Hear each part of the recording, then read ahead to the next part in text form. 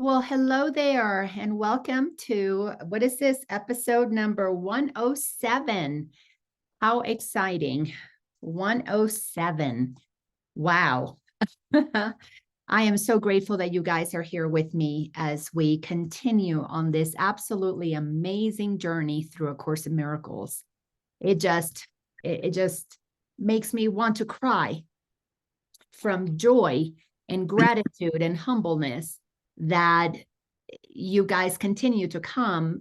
I mean, this is episode 107. So we've been at it 3 years, over 3 years, meeting on Wednesdays and having this conversation where I really just open myself up to transmit whatever wants to flow through me into the collective in service to the greater good of all. We are in the midst of ascension, and things continue to get really exciting on the outside because they're very exciting on the inside. Humanity is gaining an awareness about the power that we have. We're gaining an awareness of the essence, the real essence of our beingness. We are divine beings. We are pure energy having a human existence. We have heard that. I know I've heard that since I was itty bitty, but I never fully understood what it meant. I knew I was, oh, yes, the spirit is in me. I'm a soul, but I never really understood the profundity of understanding what it means to be an expression of God, to truly be an expression of that which is nothing but love, that which is pure potential, never ending. That's why God is infinite. So much of my journey has been about creating a personal relationship with God, about really coming to the place of understanding the truth of who I am. And once I discovered the truth of who I am, I had to understand the truth of who everybody is. Once those things connect, we know that God is love. We know that we're all infinite and divine expressions of God, that everybody is that. Once you understand those three basic things, everything falls in place in such a beautiful way, because that is when we understand the teachings of somebody like Buddha, who taught us that if we knew who we really were, we would have no problems. Because when there is no self in terms of small self, egoic self, no problem. If we understood our higher self, who we are in essence, the power that we hold, there would be absolutely no problems in the world, because we would all operate with such divine grace. We would operate with reverence for one another, with an understanding that we are brothers and sisters, that we're all part of this amazing collective of individualized, infinitely different expressions of the one source that gives everything life, gives everything meaning, gives everything purpose, and gives everything one job. And that is to be itself, which is why we cannot be happy unless we are ourselves. But for me to come to the place of knowing the truth of who I am, I had to come to the place of knowing the truth of what God is. And that part of the journey is a fascinating journey. It was, for me, it was so many ups and downs.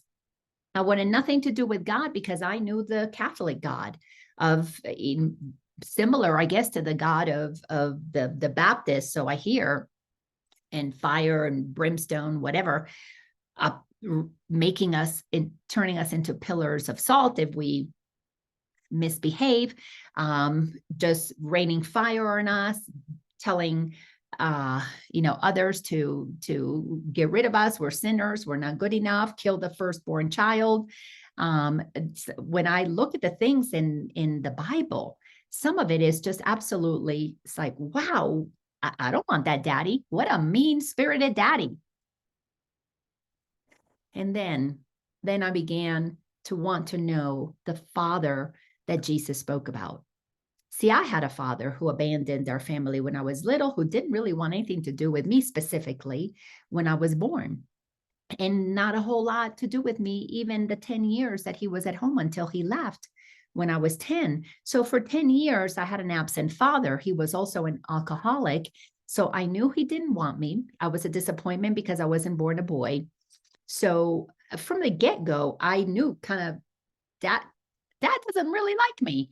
So then I had to tiptoe around him because he was an alcoholic. And if we bothered him, he was very mean. And he was a big guy. He was 6'6". And so can you imagine a tiny little child and this monster person, big, burly, guy? And if he got up and he was angry because we disturbed his quiet time to drink, and just clearly he was miserable, so he had to drink his way all through the evening, and we had to stay quiet. And my experience of father wasn't a pleasant experience of father in the home. Now, other than that, and I didn't grow up calling that emotional abuse, but I guess that maybe that's what it is, because I didn't have a loving presence as a father. And then there is this father in the sky that is mean and vindictive and raining fire on us. Well, I didn't have too many good examples of fathers. Then I began to study about the father that Jesus talked about. And that father was a loving father, was a benevolent father, created us in its image, just so many wonderful things. This Jesus had all this beautiful stuff to say and to share about God. And he was here to try and get humanity to understand that the God that he knew is not the God that the church spoke about. So, of course, he was killed because he was sharing inconvenient truth. He was sharing that the creator of all that is a loving God. The God that the church has created, the religion has created, is basically a God that we have projected onto it our own dysfunctional ideas of fathers. We make it a authoritarian, we make it a mean, vindictive father, abusive father, a father who thinks that he can do whatever he wants with any of us, sure, kill the firstborn child. So we have all of us that go down this journey have to look at our relationship with our personal physical father, our relationship with God, and look at it from a real place of detachment. Because if you're looking at it through the emotional aspect of you've been hurt by a father, you've been wounded by a father, you've been physically abused by a father, it's very difficult to come to know the father Jesus was speaking of. Because as we move through this journey and we come deeper and deeper within, we come to know the father, mother God, because it's actually one energy. Jesus used the word father because that is what was popular at the time. If he walked around saying, father, mother God, they probably would have crucified him, maybe years earlier. But at least he called it father.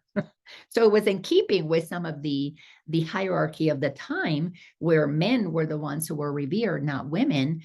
But in truth, it's father, mother God. It's energy. And that's what is so beautiful about coming to know the truth of who we are.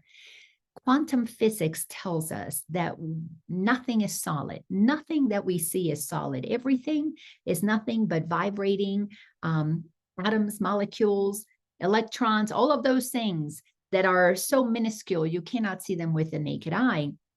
But even the smallest of particles, at their core, is nothing but energy moving. There is nothing materially solid in this universe.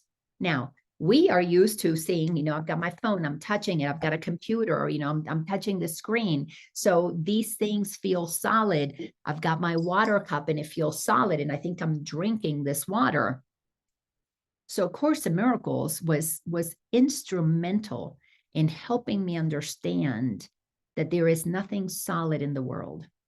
That's one of the first miracles that I experienced, is to really let myself understand that what I see, what I touch, what I get to feel and sense is nothing but particles dancing, moving, coming together to form expressions of God itself, of Source itself, as a glass for those who are thirsty and are expressing as a body to have a drink, as a book for those whose minds are thirsty to be able to take a drink of wisdom out of a book, a computer for those who want to connect, who want to do homework, or who want to do whatever. So God being the energy that pulls together and coalesces everything that has to come into existence to have an expression, to have a manifestation of the infinite in pure potential, in pure expression, for one reason and one reason only, so that as beings that are expressing a source, for us to get to experience one another. Truly, God created us according to A Course in Miracles, and I have found that this is universal. God created us with one purpose. Not only is it to be the light of the world, but if you're the light of the world and you know it, then you're happy. And if you're happy and you know it, clap your hands. Because when we fully understand the truth of not only what we are, but the purpose that we have, well, we will absolutely create heaven on earth. Because when we understand that we're all brothers and sisters, we're all way more alike than we are different, we will begin to really practice being what we are as a beacon of light and love. Peace is all that can emanate from one who knows who they are and is not blocking being who they are. The world today is moving closer and closer and closer. And I am telling you, and you've seen this throughout many of these videos, and those of you who are in my classes or in my coaching program, you know that I've been saying this for quite a while now. This is the decade, the 2020 decade, from the beginning of 2020, and we saw how 2020 started with that virus that swept the world. So from the beginning of 2020 until the completion of 2030, we are in a decade that is designed, just look at the title of it, the 2020. It's designed to help us see clearly what is of God, the God of love, the God of light, and what is not. Now, what is not of God is simply a block to the truth, and it is not even real. Because if everything is non-physical and only God is the essence of what moves particles together to bring into expression beings, whether they be people or grass or animals or rocks or stars, if God is what brings everything together for expression, and God doesn't create anything to oppose itself, then what opposes God? What creates what is unlike love, unlike light? Well, it's very simple. As we move into this journey, we begin to understand what that is. And the only thing that can appear to block God is simply the desire to not accept what God is. That's it. That's all that it is.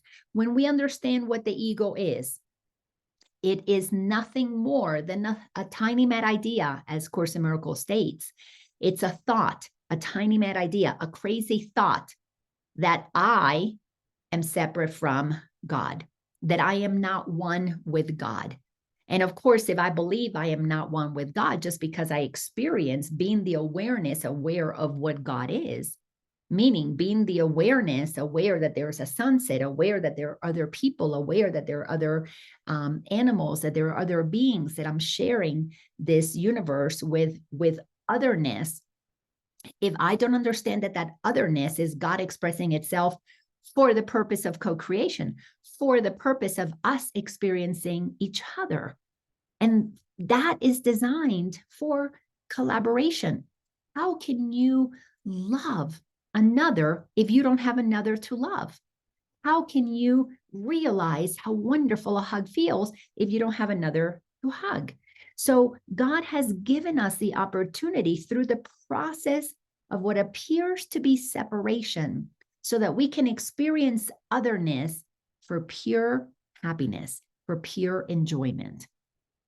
But because we do not understand that, especially those of us who are on the planet right now, who are descendants of generations, thousands upon thousands of years of being told that separation is bad. Separation is about those people and these people, the bad people, the good people, the haves and the don't haves, the blacks and the whites, the men and the women, the this gender and whatever all these other different genders are.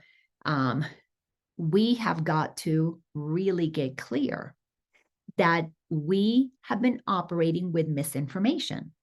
The course is a course in mind training, training our mind to question the thoughts and the beliefs that have us believe things that are not true. Because if your mom and dad raise you to fear authority, to fear mother and father, if you grew up in an environment where you're being punished if you don't do what you're supposed to do, if you don't sit the right way, you get punished, if you don't act the right way, you get punished, if you don't become what mom and dad want you to become, you really see others as evil, as mean, as terror. So your mind that doesn't get a chance to grow in the way that it's supposed to, or extend itself in the way that it's supposed to, if you don't have a model of it when we come in as little children.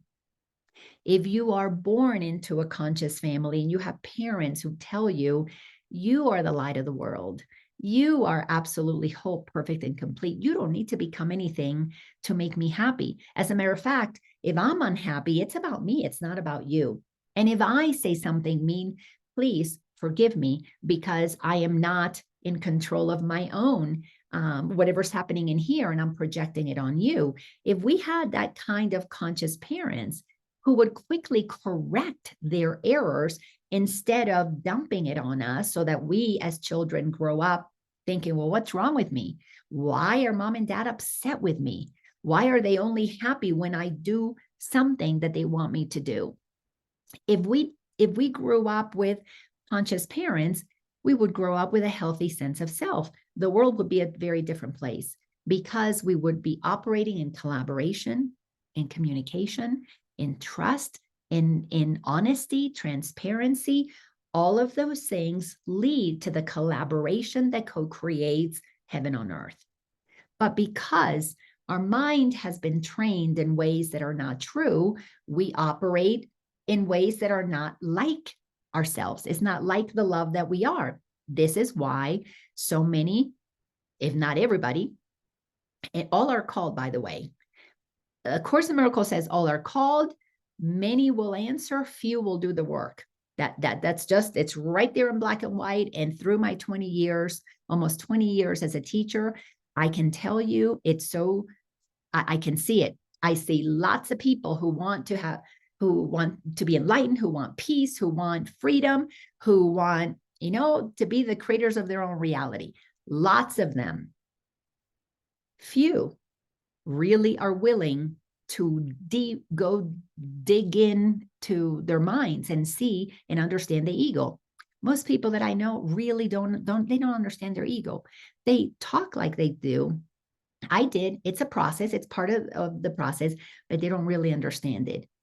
Fewer still stick with the work to really observe their thoughts and sort out what is ego, what is God, and become diligent to only listening to the voice for God.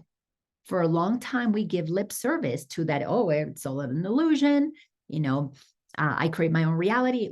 But when the rubber hits the road, when something gets activated, as we're seeing in the world, especially since the beginning of 2020, when things get activated that appear outside of our control and we react to them, that's how you know. That's how we separate the wheat from the chaff. That's how we know those who are grounded in truth, because they're not shaken by what is happening. We're observing it. We're observing it and realizing, well, this is just energy moving. It's energy doing its dance. It's consciousness expressing itself, all to give rise to the infinite potentials that are possible. So 2020, this decade, is a decade for humanity. You see all of the things that we have contributed to this planet, to this plane of existence, to what we know as the 3D world, all that we have contributed that has been unlike love. Anything that has been greedy, selfish, that has been mean-spirited, all of those things are a block to our experiencing peace on earth. And they're blocks because they come from minds who believe I deserve it, but you don't. Minds that were trained into hierarchy. Some get, some don't. Some are special, some are not. So as we grow up believing these things, we become the only possible things that the ego can allow us to be. And that's, and it's two sides of the same coin: to show up as a victim of the world I see. Oh, I can't believe they did this to me. So-and-so made me mad. So-and-so didn't protect me. So-and-so dumped me. So-and-so cheated on me. So-and-so fired me. All of those things that allow us to either be a victim or be a bully. And I use these air quotes because it's like wearing a costume. It's not really who we are, but it's who we think we are based on the misinformation that we received as a child. And when the mind is filled with misinformation, we can't help but block, because if you're misinformed and you don't know the truth, you're operating at a disadvantage. You're operating in fear. You're operating in insecurity. There can be no trust. If you couldn't trust your parents growing up, you think you're going to trust God? You think you're going to trust your boss? You think you're going to trust your spouse? Those things are impossible. That kind of an upbringing creates codependent relationships, or relationships where we basically put up walls and we don't let anybody in. And we don't let them in because we can't trust them. But the reason we can't trust them is because we don't know who we are. So this journey is about coming back within, is connecting with who we really are, is coming to understand that when we acknowledge that we're made in the image of God, and we come to know what God is, and we understand that God is creator, God is love, God is expression, is creativity, and we want to be like that, then we're tapping into who we really are. So this decade is helping us see what us humans have collectively co-created without awareness of the truth of who we are. And of course, we've made a mess of things. When we don't know that we are loved, we cannot operate in a loving way. We can't be kind, we can't be compassionate, we can't do those things. Because if you're operating from fear, you're in greed, you're in judgment, you're in protection, you're in separation. It's all about you. So you got to protect, it's mine. It's, don't touch it. It's special. It's, we create so many barriers and blocks to love blossoming. When we're afraid that somebody's going to hurt us like our mother and our father did, we don't let friendships in. We don't let love in. We don't let joy in. We really don't. Now, we can put on a mask and pretend that we are all joyful and happy. I know, I did that for a long time. We can pretend that we are the life of the party and the funniest person in town. But when we are in the quiet spaces by ourselves and we hear what's going on in our head, we know we're not happy. We know we're not joyful. We know we're blocking, we're using people, we're manipulating to try and maintain some kind of a sense of self, because if we don't, then it would feel like total depression. We would sink into oblivion.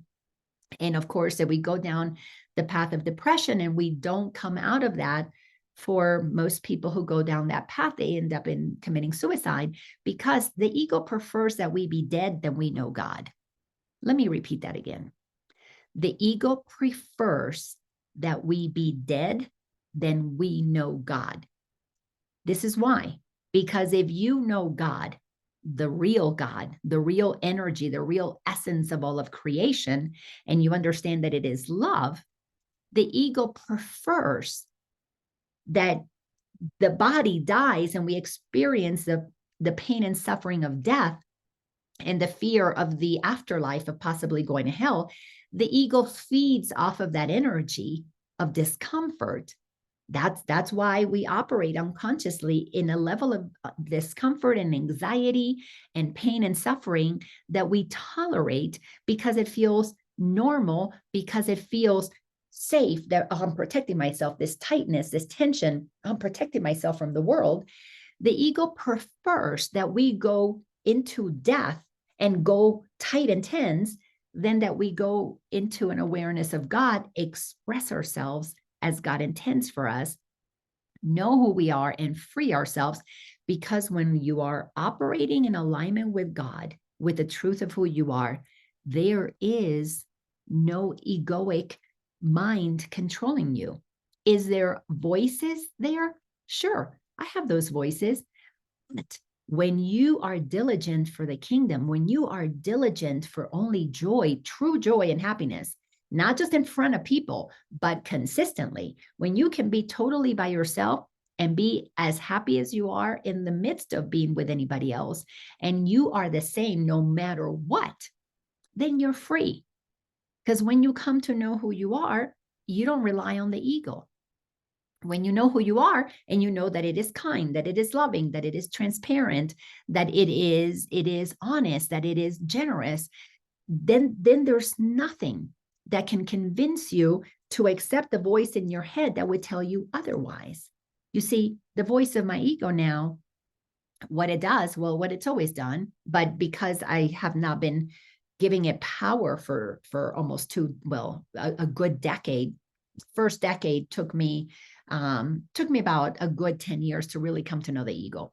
It took me the first 5 years of my journey was to begin to understand that there was even this thing called an ego. The next 5 years, it was about watching it, observing its trickery. The third 5 years, because I've been on this journey 20 years, so four sections of 5 years is the way my journey has kind of unfolded. The third set of 5 years was about being diligent only for the kingdom, making a decision to only listen to the voice for God. That meant I had to transcend my spiritualized ego, which is the ego that it's when the ego gets spiritual, when the ego knows truth and then it uses it conveniently to say, well, yeah, that thing is, that fear is an illusion. And then in our own quiet spaces, we're just racked with fear, but we're too spiritual to tell other people that, oh my God, yeah, I'm listening to my ego.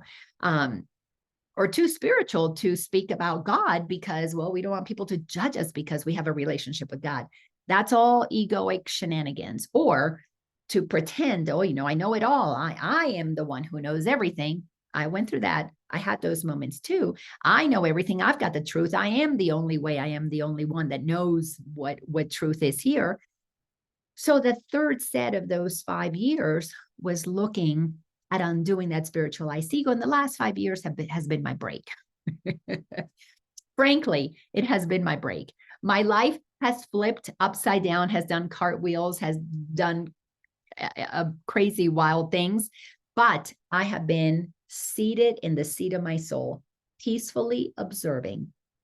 And when I say peacefully, I mean peacefully observing all that life is bringing my way and not taking it personally. Are there moments that my ego goes, ah, yes, absolutely. That voice is in the head, but I just don't listen to it. Why would I give up my peace? Why would I give up my serenity to be right about something that I already know is nonsense? The practice these last 5 years and for the rest of my human journey is to realize that I am here in service as love, as light, for the greater good of all. Because I don't do things for myself anymore. I do for the collective. When I pray, I don't just pray for Laina. I don't need to really pray for me. What can I possibly want or need? All of my needs have always been met. Everything that I desire always appears. And I don't need to have bags of money fall out of the sky. I get inspired. Oh, go get a job as a server. I just did that. I started training a couple of days ago. And let me tell you what, this body wasn't prepared for the amount of effort that it needed to take. So my body is adjusting to having to have the level of stamina and activity that it did. But I listened to whatever it is that needs to be done, because number one, I am not a body, I am free.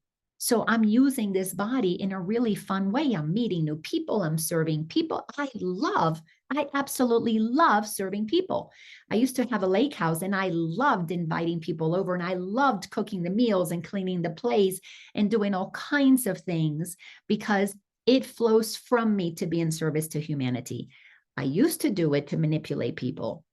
I used to do it so people would like me, so that they wouldn't leave me. Remember, my dad abandoned me. And if I could take care of somebody, then in my egoic mind, I'm like, oh, they won't leave me. They're hooked. So I was always giving to get. Now I get to give because it's fun, it's joyful. I can do anything I want to do. And I'm choosing to do it that way, and how wonderful it is. And these people will receive the food and the service and the whatever, and they'll exchange with financially, with tips, with beautiful conversations. I've met some amazing people. I met a delightful father and son the other day. Oh my goodness, we had the best conversation.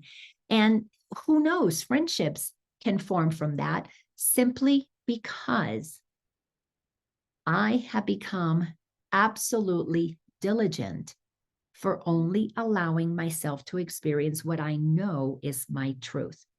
If God created me to experience the beauty of this planet, to enjoy it, to love it, to co-create with it, then that's all I'm going to do. Number one, because God created me. I didn't create God. So I know that it created the stars. It created the universes. It creates in ways that are grander than I possibly can in my small-mindedness. So I listen, I follow the guidance, I do the will of one who really knows. So as we continue through this process in A Course in Miracles, and now we're in chapter 30, still in chapter 30, it's called The New Beginning, and we're looking in section number 2. Last week, we looked at paragraph number 1. This week, we're going to look at paragraph number 2. But section 2, the title of it is Freedom of Will. You know, most people think they have free will because they can pick a box of cereal from the grocery store. I'll take this box instead of this box, or this box instead of that bag, or this bag instead of that box. And we think, oh, yeah, I'm free, I get to choose. But true freedom means that you operate and are guided. That means that there's no external authority. There's no external government you're afraid of. There is no external medical system trying to do something to you that scares you. There is no education system that has power over you. There's no principal who can take your power or grant you power through a diploma or a degree. There is no church that can keep you from having a truly honest, deep personal relationship with God. There is nothing that can pull you out of the knowing that, number one, you are free, always have been, always will be. Number two, whatever happens is because at some level you have placed it there so that you could experience it for one reason and one reason only. Are you loving on it? Are you bringing love to it? Or are you repelling it, rejecting it because you're listening to a voice in your head telling you to be afraid of it? So once you get really clear, not only are you free, not only are you eternal, but nothing outside of you has power over you. You are totally and completely always in charge of either seeing things as love or a call for love, meaning seeing them as lovely or as judge, where you get to judge them and you get to decide, no, it's not. When you get that, then you're actually exercising free will. Until then, if you're reacting to the outside, you're not free, because a reaction implies that you're a puppet. A reaction implies that they did something and you move. They say something, you jump. That's a puppet. They have the strings to you because you gave the strings to them. You said, if you say something I don't like, I'm going to jump. And then they say what you don't like and you jump. But the mind has been trained to dissociating the fact that I gave them power, so we think they're manipulating us. Do you see how crazy this is? Do you see how unraveling our mind, how unfucking ourselves is a very difficult, long, tedious process. However, because we're in the decade 2020, the decade to see clearly what is happening, we are being supported by God itself. The cosmos, the universe, God in it, all of its infinite expressions as beings of higher consciousness, meaning beings like you and me who have ascended through what appears to be linear time, the Jesuses, the Buddhas, the Gandhis, the Lao Tzus, the Saint Germains, so many other beings that have ascended over, we'll call it centuries, millennia, even though it all is happening at once, but that's a whole different conversation. If you understand that all of the beings who have reached a level of awareness of the truth and abide in that truth, they only want to help the brothers and sisters. Just as I want to help anybody who's willing to listen, I have been helped by teachers who I went and listened to what they had to share. They went on to listen to teachers who assisted them.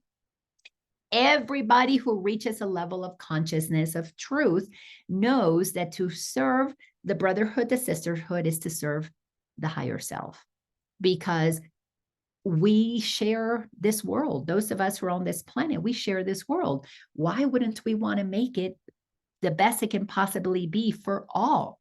So as we go into paragraph number 2, just know that we're continuing on understanding what the new beginning is going to look like. So when we cross the threshold of 2030, we're going to be solidly grounded in the co-creation of a new earth if we have made the choice to train our mind and be diligent only for the voice for God. If we are rejecting truth, if we want the external to be our authority, if we listen to the government in anything outside of us as they have power over us, then we are solidifying ourselves in the continuation of our human journey. Now, what that's going to look like is that those who understand truth are going to experience living freely, walking about on this planet almost as if the existence of the ego is not even here. Yes, things are going to be happening that are egoic, but those who are solidly grounded are not going to be faced by it because we're going to be so busy co-creating a happy dream. As a matter of fact, I am going to be co-creating what is going to be known as a happy dream creators with a group of students in my mastery class. And we're going to be launching that at some point soon, because I said to them, they're not coming back to another mastery class. They can't. It's not possible. I would not be a good teacher if I allow people who know what I know to come back to hear the same thing. What is required is that when you know truth is to walk it, to embody it, to be it. So then we're going to create a group so we can stay connected and speak truth. Feel free to come together as we do on Monday nights to speak truth, but is going to be open to anybody who wants to speak truth. So kind of be looking for that, because that's coming. When you feel free, you are no longer needing to be a student of anybody else's. You become a student of the truth that you want to teach. In other words, you go to the source and it's in you. If God created you and you are made of the same substance, then you're made of God. You're made of truth. You're made of light. You're made of love. You've got to tap into that in you. You've got to activate that so it flows out of you.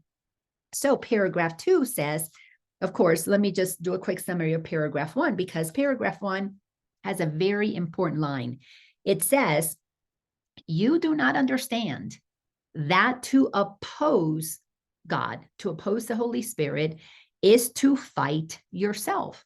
Every single time you oppose truth, you're fighting with yourself. You're making your life more miserable. This is trying to do the same thing, expecting a different result.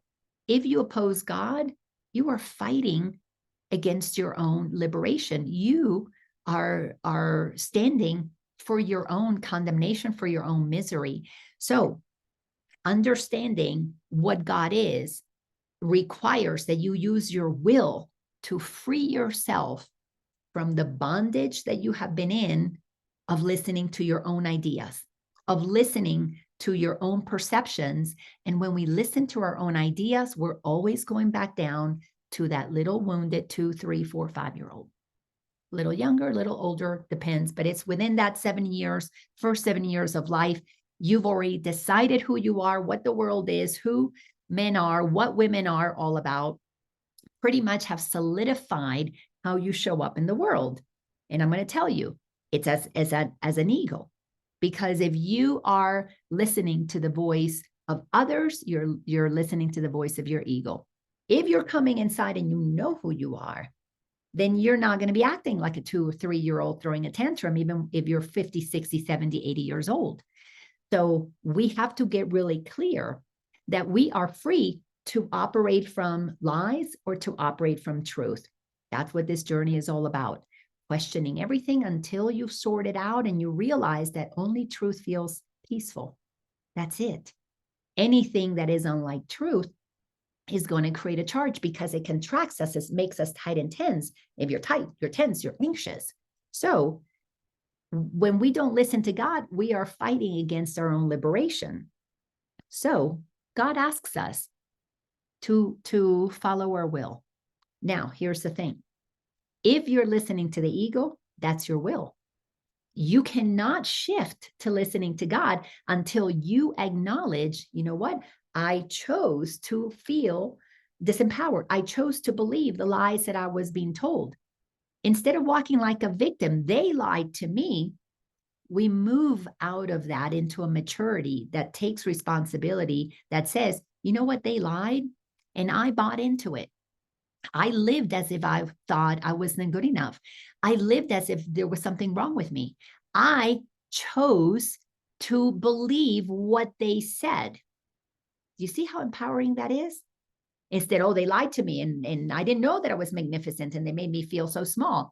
They didn't make you feel anything. They said, did, behaved how they did. You, out of your own free will, God-given will, interpreted it. But if you interpret through the eyes and the ears of the ego, you will become a victim of circumstances. And then, of course, you will operate as a bully. And bullies come in 2 ways. Either the aggressive, they go out there hurting others, or passive aggressive, that manipulate with a nice shiny face on. I know I had my mask on. I was, just so sweet and loving and so wonderful. But you're not seeing the dagger that I have here. You cross me, I'm going to stab you. Well, yes, I did. I sure did. Because that's how the ego operates. It's pure survival, because you can't trust anybody else. So you start trusting yourself, and you're trusting the most immature part of you, which is the one who had a perception when you were a child. Oh my goodness. Yes, this journey is quite comical when you can pull back and observe it from here. If you widen back and you see all the pieces, you see all the components, and you see everybody's crazy. Everybody that listens to the ego is crazy. Why? Because the ego is an insane idea. Then you can begin to gain your sanity by taking responsibility for how you perceive things. And once you begin to take responsibility, now you're exercising your will. Now you're doing it consciously. Now you're becoming a deliberate co-creator. Now you're moving into the realms of alignment with God, so God can infuse you with the way God wants to express itself through you. But that takes humbling yourself, because that's a level of surrendering that says, not my will, but God's be done. And while we're listening to the ego, and I do it all by myself, well, we're very, very opinionated. We're very selfish. We think we know it all. We're all very righteous. And it takes part of the journey to become humble enough to say, you know what? If you created the universes, I think you know a little bit more than me. I can't see past, 10 feet in front of me. So I'm going to defer to you who can see it all to guide me through this maze of obstacles, through this maze of opportunities, to the right person, the right place, the right circumstance, because I'm going to be listening. My ear is going to be tuned into that frequency, which is a high frequency of benevolence, of service to the greater good. There is nothing that I would want to do that is in service just to me. The thought of being selfish at this stage of the journey is practically impossible. It cannot even enter my mind. But if I did want to do something that it was just for me, it would pain my heart because I would know I would be deceiving myself. So we have to go through a process of relinquishing our attachments to things, to people, to places, to money, to status, to all kinds of things. Because if you think your safety is on the outside, you cannot fully come into the inside and humble yourself enough to know that you don't know it all and you're asking for guidance. See, I could not go to my father and ask for guidance and assistance because I didn't trust him, not after what he did to me. So I can't trust my human father that I can see. How am I going to trust a non-physical father I can't see? That took me quite a long time to get to the place, not only of self-awareness of all of the beliefs that I had about that God, but to stop believing those things about God, to stop being so righteous just because I knew it didn't mean I was right, to humble myself enough to get curious. God, talk to me. You know, the first few times that I went, God, talk to me, it was pretty freaky. I was scared. I'm like, what am I opening up here?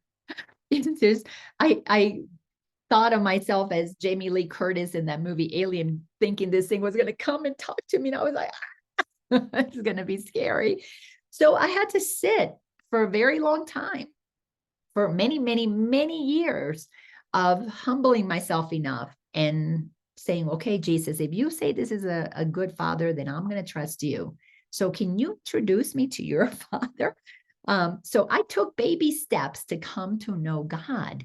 I tell you, you do what you need to do until we come to the place that we really realize, as it says in the last sentence of paragraph number 1, God asks no more than he hear us call it friend. And to me, God is my best friend. God, no one, nothing could ever love me the way that God has. No one. That is my absolute best friend. That knows all my secrets. I don't even have to tell God. I don't have to call up God. Hey, God, today I did this, that, or the other. It knows it because it's me. And I and the Father, Mother, God being one has me take full responsibility for being the expression of the divine essence that I know is the truth of my beingness. So paragraph 2 says, how wonderful it is to do your will. What is my will? My will is to do God's will, and God wills for me to be happy. So how wonderful it is to be happy. You can read that sentence that way. When we surrender to God and we flow with what inspires us, because see, that's how God works. Inspiration. It inspires desires in me. It says, go here, go there, do this, talk to this one, whatever. And I just move like my little grandson moves, whatever inspires him in the morning. He doesn't do a to-do list. He doesn't get up and go, today I'm going to play with the trains at 2 and the planes at 3. He doesn't do that. He does whatever he feels like doing. Where is that coming from? Where is a 2-year-old getting inspiration? Same place this 61-year-old gets inspiration from.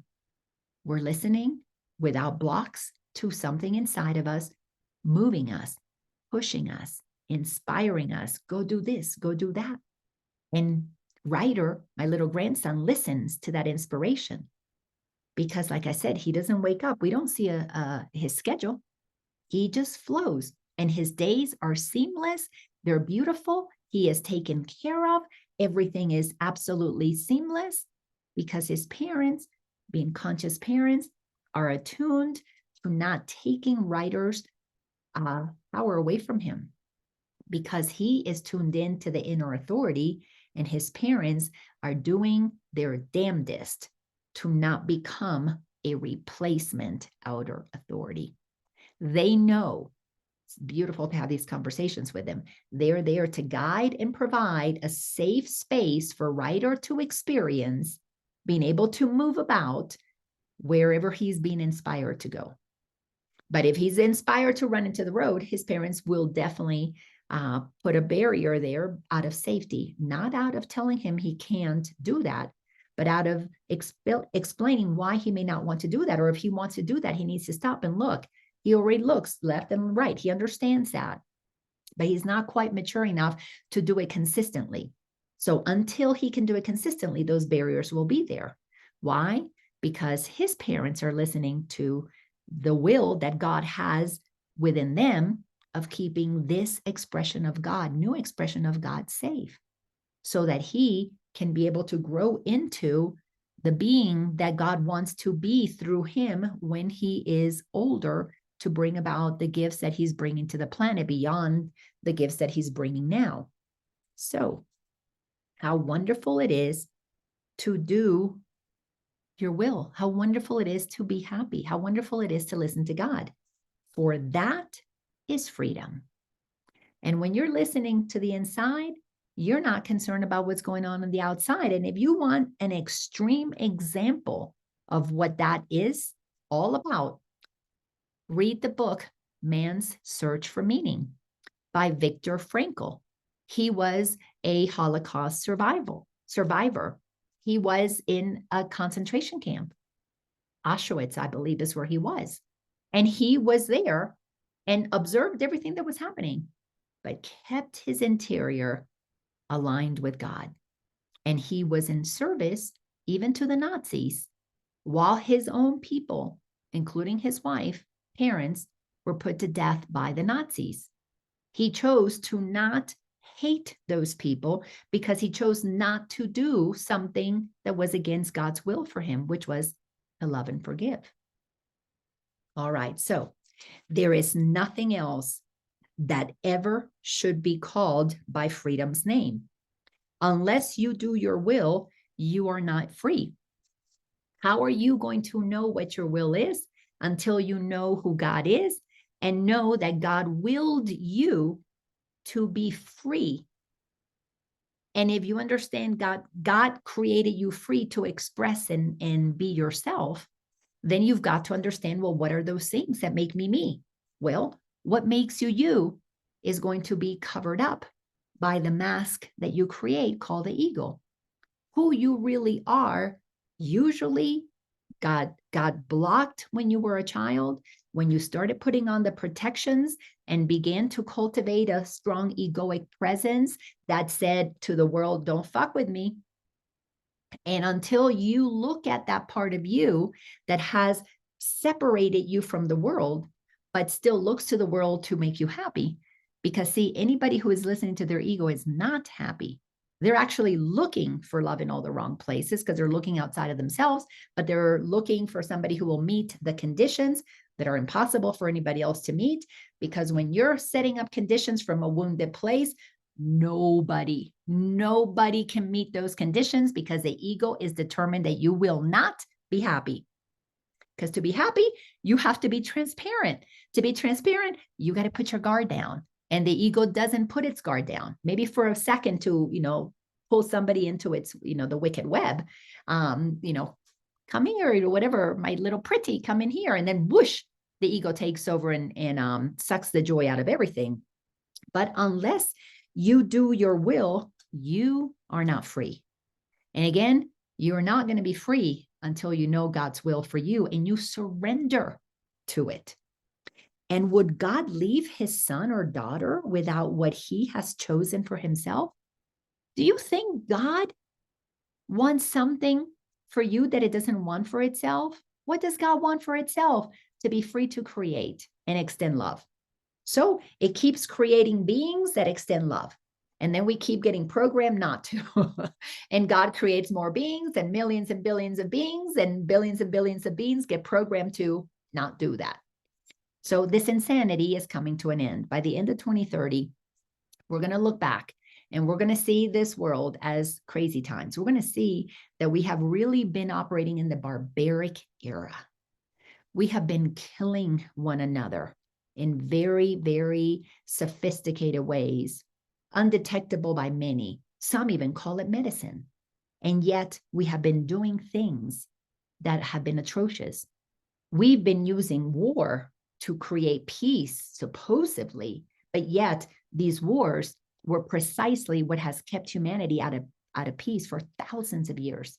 When we begin to see what we've been doing, thinking it was the right thing, we're going to realize that the only reason we were complicit in participating in things that were not loving towards one another is because we did not know who we are.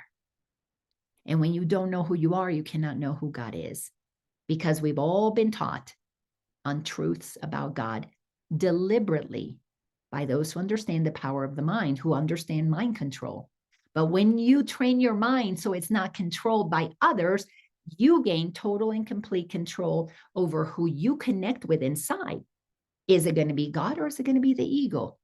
But that power to choose between the two is only possible when you stop looking outside of yourself. Because that power that you're looking for is in you.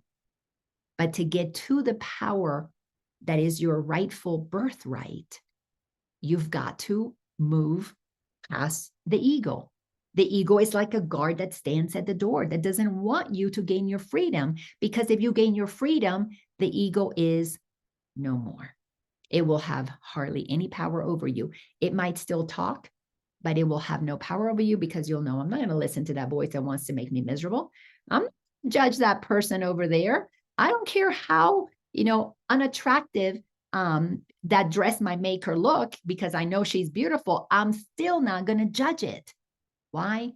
Because it feels yucky. I have to lower my vibration to accept the idea that I know better than somebody else, than God, period. I don't want to feel contracted. I like to feel expanded and go, girl, rock that dress. However you want to wear. If you're happy, if that dress is what you want to wear because you love it, good for you. Good for you. Who am I to say if it looks good or not? So God but ensured that you would never lose your will when he gave you his perfect answer. So you're never going to lose your superpower. You're never going to lose it, but you have to find it. You have to discover it yourself. So hear it now, that you may be reminded of his love and learn your will. God would not have his son made prisoner to what he does not want. If you don't want to be miserable anymore, you have a way out. If you don't want to be anxious, you have a way out. If you don't want to be lonely, if you don't want to be feeling unloved, you have a way out. The way out of the misery is to come in beyond the prisoner, the prison guard, and free yourself, capital S self. Let your true essence come forward. This is why we have to become like children to enter the kingdom. You cannot have your magic wand to create whatever experience you want if you don't let your innocent, pure, holy inner child come out. You cannot let your mean child come out. That's the one that's been running the show. And to borrow a line from Dr. Phil, how's that working for you? It didn't work it worked for me until I realized that it didn't. If you want to know God's will, unleash your inner child. But that one is only interested in fun, in ease, in play, in collaboration. It wants things to operate in a joyful way. So for all of that to happen, and it will happen for you like it happens for my grandson, you must listen to God. Like you tune into the GPS in your car and it tells you turn here, turn there, because it knows where you are and it knows where you want to go. And if you don't follow it, well, it'll always give you other routes. But most of us tell God, oh, stop telling me what to do. But you get in your car and you still listen to your GPS. So you're used to having some other voice tell you what to do, and you don't get upset with that one. But when it's God guiding you, we get upset with that voice because it does give us the fun and easy path, and we're not used to it. We're not used to it. We want it, but we're not used to it. We think we got to work hard for it. It's got to be complicated. I need another degree for it to be possible. So there's so much that we have to undo. So God joins with you in willing you be free. And to oppose him is to make a choice against yourself and choose that you be bound. If you choose against your freedom, you are choosing for your bondage. That's why I said earlier, not only does A Course in Miracles state this, I've seen it in my own practice, almost 17, 18 years of doing this. Lots of people want all the good stuff that are promised in a spiritual journey. Few are willing to do the work. Few are willing to invest in themselves, to do the work necessary to really understand what the ego is all about. And even fewer still are willing to transcend the ego and be vigilant only for God. Because the ego gets spiritualized. The ego will know all the spiritual truth. It can even recite A Course in Miracles. I've heard people recite passages from the Course and then go on to do very unloving things, very judgmental things. I know I've done it too. So I can spot it in another because I know that well in me. I know the talking and not walking it really well. That's why I ended up with my former husband, Ken. He helped me see that spiritualized ego. That was really the gift that he brought to my life. He helped me move beyond that part where the ego was attempting to become spiritual. And it does it with everybody, by the way. Everybody's going to go through the process of thinking they know what God is and what God wants for themselves and everybody else. The way you know that that's not happening is when there's humbleness, there is no intention of coercion, no manipulation, no control, when there's total freedom, when somebody says, hey, you get to do whatever you want to do, and they really mean it, they are listening to God because they know that they don't know what anything is for. And until you get to the place that you know what God is, and you know that God wills for you to have exactly what God has, which is freedom to create with love and extend the kingdom and just continue to create forevermore, then you will know what true freedom is. Then you will be free because you used free will to come to know the Creator. And when you know the Creator, you know the game. And it is about fun, ease, joy, bliss. It's about expansion. Everybody wins in God's game. It's only the ego that sets up winners and losers. Thank you so much for being with me today. This is just so wonderful to have shared this. This is exactly what I needed to hear. So thank you for allowing this transmission to flow through me, because two or more gathered here and love showed up. So if anybody wants to share any nuggets that you received, unmute yourselves. If not, I'll see you next week. And if you are new to this, if you happen to find me on YouTube or Facebook or wherever you find this link, you can go to my YouTube channel, Laina Orlando. You can find a lot more. And I've got some fun things coming up. I'll tell you all about it later. They're still in the works. But I've got some fun things happening, revamping my online offerings and putting a course on a big platform so that more and more people can learn the way that I came to understand how to shift and lift from ego to God, from fear to love, from low vibes to higher vibes. All right. Nobody is unmuting themselves. Okay, cool. Thank you all for being here. And I love you all. Have a wonderful rest of the week. And I will see you next Wednesday, 12 o'clock Eastern Standard Time. Take care. Bye-bye.